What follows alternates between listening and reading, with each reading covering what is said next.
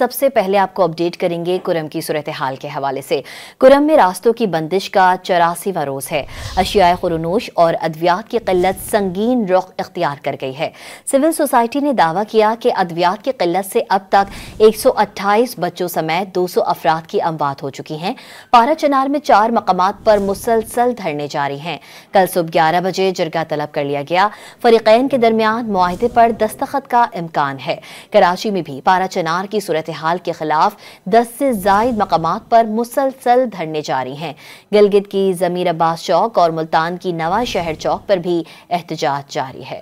کرم میں اب تک صورتحال: پارا چنار ٹل واحد شاہراہ 84 روز بعد بھی آمد و رفت کے لیے کھل نہ سکی۔ راستوں کی بندش اور بدامنی کے خلاف کرم کے 4 مقامات پر دھرنے جاری ہیں۔ راستوں کی بندش کے باعث اشیاء خورنوش اور ادویات کی قلت تشویشناک ہو گئی۔ سول سوسائٹی نے دعویٰ کیا کہ ادویات کی قلت اور علاج کی عدم سہولیات کے باعث 128 بچوں سمیت 200 افراد جاں بحق ہو چکے ہیں۔ مظاہرین نے واضح کر دیا کہ مطالبات کی منظوری تک دھرنا جاری رہے گا۔ ڈپٹی کمشنر کرم نے بتایا کہ فریقین میں جرگے کا حتمی فیصلہ ہونے تک راستے کھل جائیں گے۔ جرگہ ممبر اور سابق وفاقی وزیر ساجد توری نے آگاہ کیا کہ جرگہ کل صبح 11 بجے طلب کیا گیا۔ 2 روز قبل ایک فریق نے تحفظات پر 2 دن کی مہلت مانگی تھی۔ جرگے کے تحت ممکنہ معاہدے کے مجوزہ نکات بھی سامنے آ گئے، جس کے مطابق دھرنا فوری طور پر ختم کیا جائے گا اور مرکزی سڑک جلد کھول دی جائے گی۔ ہر کلومیٹر کے فاصلے پر فوجی دستے تعینات ہوں گے۔ کوئی بھی شخص سڑک پر رکاوٹ پیدا نہیں کرے گا اور بھاری اسلحہ قومی مشران کے پاس رہے گا۔ دوسری جانب کراچی میں بھی پارا چنار کی صورتحال کے خلاف 10 سے زائد مقامات پر مسلسل دھرنے جاری ہیں۔ مجلس وحدت مسلمین کی جانب سے نمائش چورنگی،